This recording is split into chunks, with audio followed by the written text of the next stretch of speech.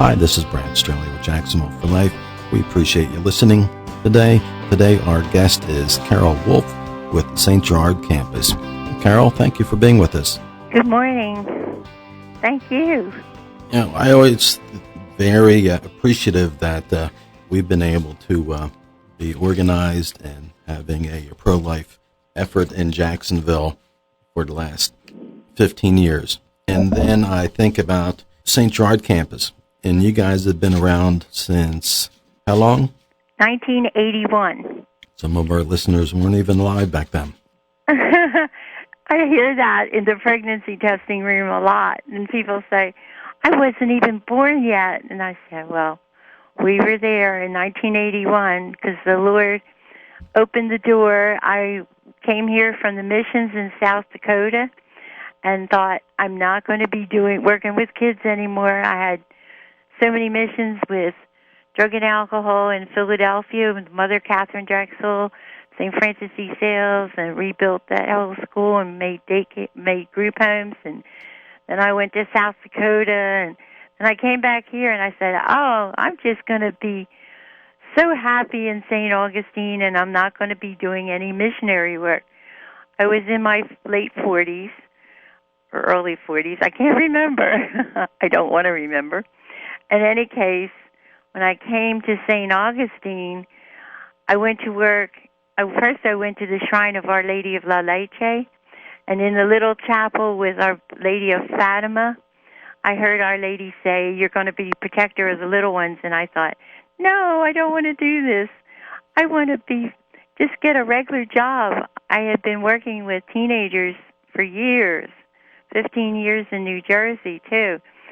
So I said, please, Blessed Mother, just find me a job. Well, I went to work, and when I went down to apply for a job, I went in the wrong door and went up the stairway and took all these tests and ended up getting the head secretary's job, which I didn't want. I thought I was going to work with flowers, which was the adjoining door. So Our Lady took me to the location, even though I didn't know I was going there. And about 8 months down the road, this girl kept telling me about a young lady she could hear crying every day, and that she knew that her boyfriend was hitting her. And I said, well, don't you have any programs here? And she said, no, we don't have anything in St. Augustine. No battered women's shelter, no homes for pregnant teens, no homes for pregnant moms, nothing was here. So I went down to the house, and I knocked on the door, and I made sure he had left. And she opened the door just a crack, and she peeked out, and she was just a teenager. And I said to her, why are you allowing him to beat you? Why don't you go back home to your mom? And she said, she threw me out when she found out I was pregnant, but he loves me. So I told her, no, that's not love. Let me take care of you. And she said, no, he loves me. And she was still crying, and she had her baby in her arms. So I gave her my address and forgetting the message from Our Lady. And the next time I heard from her, I went to Lieutenant Fricky, and he said, no, you can't have him arrested. She has to do it. This is before the laws changed. And so the next time I heard from her was Flagler Hospital. And he had taken a wide swing and broke the baby's jaw. So I had to go plead her case in the hospital. And when I did, I was able to get custody of her and the baby and bring them home, and they were mother's helpers at one of the Catholic friends that I have, and she stayed there. But I went to Catholic Charities that week, and I said, so what are we doing for pregnant moms? And she said, well, I only work with adoptions. I'm only here part-time. And I said, well, we need to help them. This is awful. And she said, well, you can have half of the desk and share it with Miss Stevens. And I said, okay, but I wasn't on payroll with Catholic Charities. So I quit my job, and my husband supported me, and I got 16 cases of pregnant women that day. Wow. And so began no jobs, no rundown houses. St. Augustine was a second-hand ghetto back then. I mean, really bad. No big stores, nothing. So I went out and I started visiting all these women, and they needed cribs. They didn't have education. They didn't have good health care. They didn't have transportation. They didn't have enough food in their house. So the first beginning was 16 days, and Mary started to work with me, and we started building our goals. And then I went to the school board over and over and cried we had to have school for these moms, and I got turned down on zoning on St. George Street, and the sisters were going to let us have the Hart House, rent it, and everybody said, no, we don't want them in our neighborhood. It was crowded in zoning. But the very same zoning place, I got an award this past year. It was so funny. But anyway, it turned out we couldn't get the zoning down there. God works in strange ways. That he does. So it was packed. And Monsignor Jordan stood up and said, these people need to have housing, but nobody, they all voted against us. They didn't want us in their neighborhood. And on the newspaper it said the Scarlet Letter. So I still have the article where they called us the Scarlet Letter. Pregnant women were the Scarlet Letter. So the Methodist Church opened their doors, and we had school across the street from Catholic Charities. And I kept pleading with the principal to give us more teachers and more education. So I was 7 years with the public school, and then my husband was out praying and walking on, looking for a bigger place with the right. And he was in real estate, so he picked the right zoning, and that's where we are now. I hated this place. It was a rundown tri-county mental health with the electric wires stapled on the outside. We've invested almost $1 million in it now. So, but what happened was everybody got called out of the room, and the Tri-County Mental Health Board said, we want you to have this place. And I thought, if the people next door to the church bought it, I could rent it and they'd fix it up. No, God had a different plan. We got the building, and it was a rundown. We had to pay $386,000 on it. And he said rent with the option to buy, and so did the chairman of the board, who was the head of the health department, because then he worked with us. He was working on our board. So we got the building, and they said sign on the dotted line. I was crying. I didn't want it. I said, what a dump. It was a dump. And so we signed on. The church next door got called out of the room. And I thought, well, if they got it, then I could rent it. They have to fix it up. No. God had other plans, as usual, other plans. So we got the building, and we rented it with the option to buy for a year. And 15 days before settlement, I was working with East Bush Foundation and wrote a $100,000 grant. And they called me. They said, we know you're worried. Here's your deposit. It was $100,000. Nice. So we put it down on the building, and so began St. Gerard Campus. And then we didn't move the students for another year because it took us $65,000 to renovate, to get it ready for inspections and everything. And we've been building on ever since. We just this year built a science lab. We have an interfaith Christian high school now.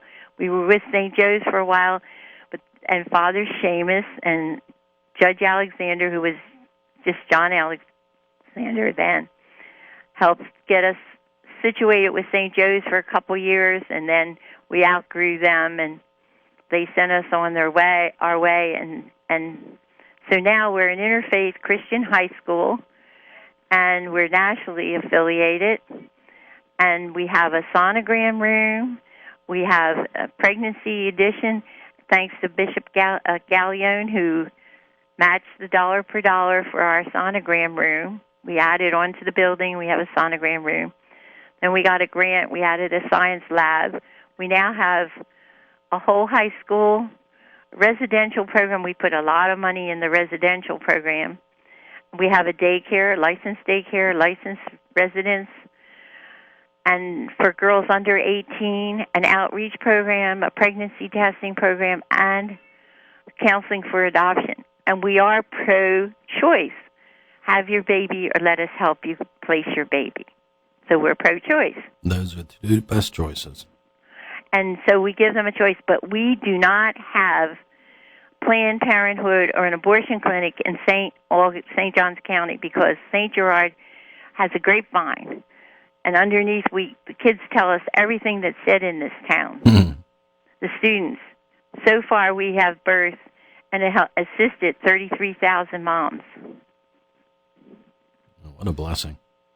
And last year, the bishop at the March for Life, and May Oliver, gave St. Gerard, well, actually my husband and I, the Mercy Award, because we work with so many difficult cases. They're really, really more and more difficult all the time. And, you know, we don't have 30 students graduating this year. We were looking at a tape where there were 30 students and 29 babies that we had in school. But this year is a smaller class, but much more complicated. So, you know, in our outreach program, we get the moms in school, or we try to find them a place to live. We do referrals to Catholic charities also. We work back and forth with, you know, a lot of agencies. But basically, the St. Gerard has carried the ball for 34 years. That's amazing. What we'd like to do at this time is to take a short break. You're listening to Pro-Life Radio with St. Gerard Campus and Carol Wolff. Don't go anywhere. We'll be right back. This is Jim Radloff with Embrace Life Ministries. If you'd like to get involved in pro-life ministry, please give us a call at 237-7572. Do what you can to help save babies in Jacksonville.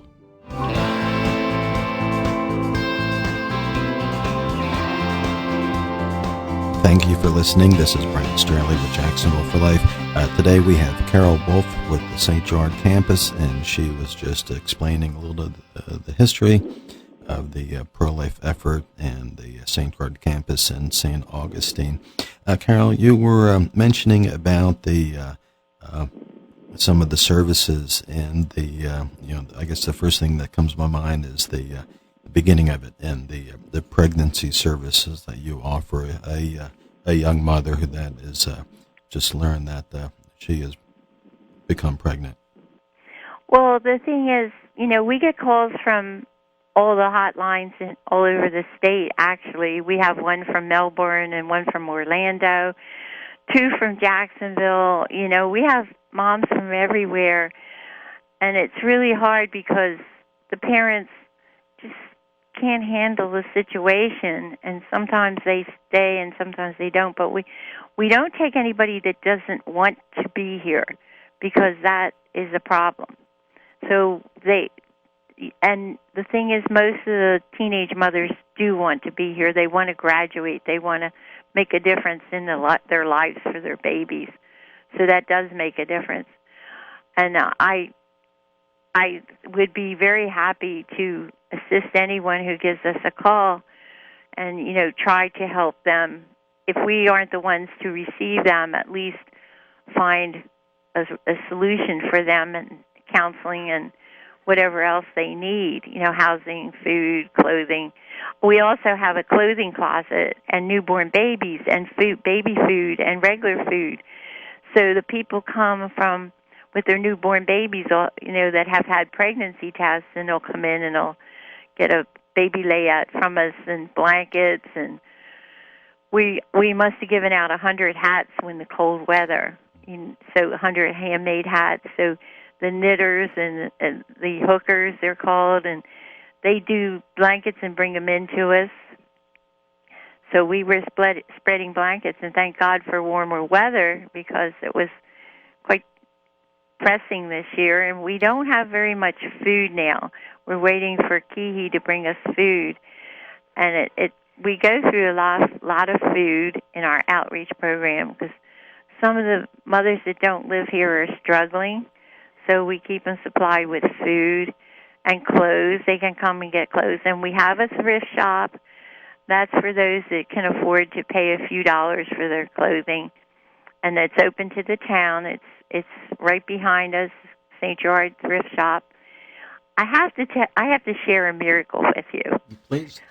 About 3 or 4 months ago, maybe more, my husband was getting very sick. He passed away in November. He went home with the angels. So. But I was getting very stressed out. and I was $45,000 behind in bills. So I went to the bank and I said, "Can we turn our mortgage around?" And they're very sticky right now. So one bank said, "We're working on it. We're working on it." Then the other bank said, "We're working on it. We're working on it." There was competition, but they were slow.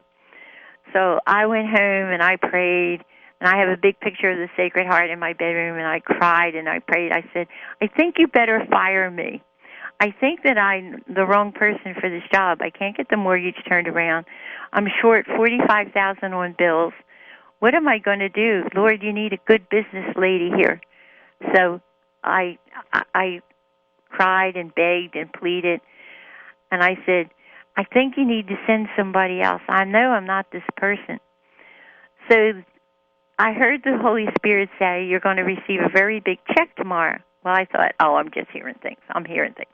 So the next day I got sick and I went home early, and they said there was a woman there, but she didn't tell them what she was there for. The following week, the same thing. "You're going to receive a very big check today." So I'll tap dance for $5. If you donate $5, I'll come and tap dance for you up front. Give you a hug and thank you, because it's not the amount of money, it's the heart that matters. That's right. So they told me, "There's this woman up front, she wants to see you." I said, "Okay." So I went up front, and I looked at her, and I never saw her before, and I don't know, I haven't been able to catch up with her. But she said, "Open the check." And I opened it with $45,000. Wow. I guess I paid all the bills that day. I couldn't write fast enough. We both cried and hugged each other, and she left. I sent her a thank you letter and wanted to tell her the story, and she never responded. And then another time, so I went to the bank, and I got the turnaround mortgage. Great. And because the property now is worth $3 million. So I do have a mortgage on it, and it's, it's going to the whole program will go to the diocese upon my demise, but I plan to be here a while yet. So in any case, I went for the mortgage turnaround, and here was the banker from Jacksonville, the big deal, the big lawyers that I've known for years, the bank vice president of the local bank, everybody sitting around the table. And when they finished, I said, "Guess what, ladies and gentlemen? I just got $45,000 yesterday and paid the bills. If you hadn't given me the loan, I still would have been fine. But I wanted to give that testimony to you." Isn't that a riot? Yep, they needed to hear it. Yes. Wanted to ask you about the Choose Life license plates. Okay, we only have one county, so we don't get. I would love for more people to buy the Choose Life. I don't think people buy as many as they used to. I think last year we got 12,000, something like that. We use it for adoptions. Supplement, to when we're reviewing in the beginning, before we bring the adoptive parents in the scene, we have to make sure that this mother is sincere, because they sometimes think it's a way of getting away with money, and we have to be very careful in our interviews and screening. Sure. Now you've talked about all the things that you do for our young mothers and the community. What can we do to help you guys? Oh my goodness! If every church would have a bake sale, that's not really hard. St. Catherine's helps us, and Holy Faith, and a lot of the Catholic churches bring us diapers, which that's another thing. We supply the whole community with diapers. You can't put your baby in a daycare without diapers. So a lot of these poor mothers that are working need diapers. So we have diapers that we distribute, and we have baby clothes. I mentioned that before, but the diapers are a big deal. And a lot of the churches, Santa Maria del Mar sent a whole lot of diapers up to us. I was a guest speaker there, and there's a church in Jacksonville, and I can't, just like that, I'm forgetting things. But they send us, their Easter collection is diapers every year. And there's a woman named Joyce who's on their committee who never forgets us at Easter and Christmas and sends us diapers. But right now, we need food because there's more and more young mothers who have been abandoned. They're just making the rent, but then they don't have enough money for food too. It's very, very difficult economics out there right now. You were right about that. Now, if someone that's listening can help you with a food drive, that would be fantastic. How can someone get in touch with you, Carol? Just call this same number. It goes through the desk. And that is area code 904-829-5516. 5946. That's so important to keep them above the water until they can get on their feet. And we have a program coming up. I almost forgot. We're working with Flagler Hospital, and we have girls. Some of our graduates are going into the nursing field, so they're doing the CNA while they're here, and they're working with Flagler Hospital. And it's a new program, and they work with the Career Technical Center. And a lot of our moms also are leaving high school with not just their graduation, but certificates for daycare, certificates for food handling, and certificates for nursing. So they can make a living when they leave. That's great. They have a hard time getting on their feet. So we try and work with as many resources. We've picked up on that, and we have a person who does the testing 3 times a year. We're licensed for that, and so we can find out. They're coming in on levels of education from 2nd grade level, and they're in high school, and we realize that the schools are just passing them through. So when we get them, we test them, we have to bring them up to 10th grade level, or they can't get into any vocational school or college, not even a vocational school. So now you know why a lot of the people out there can't even get training because they don't meet that level. I'm sure Jacksonville's loaded. I can't help all of Jacksonville, but I know that's a difficulty right now. The students are just kind of throwing the towel in and staying home. That's sad. It is sad. Very sad. Yeah, we're just about out of time. I wanted to ask you, someone's listening and they want to learn more about your services, or someone's listening and wants to assist you guys with the wonderful work that the Lord is leading you to do, how can someone best reach you at?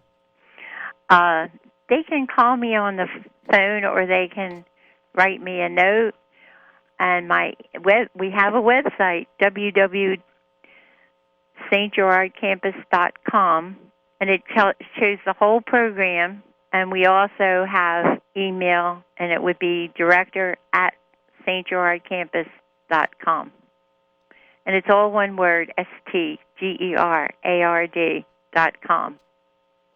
It's fantastic. So they can email me, they can go on the website, they can call on the telephone. And I hope that people really feel stimulated to do something, anything, bag of beans, whatever. Because, some people think, well, I can't do a whole lot. Well, $1 makes a difference. If everybody today sent $1 in, just $1, just think of that. All your listeners sent us $1. And that's P.O. Box 4382, St. Augustine, Florida, 32085. Carol, I hate to interrupt, but we are out of time. Did I make it?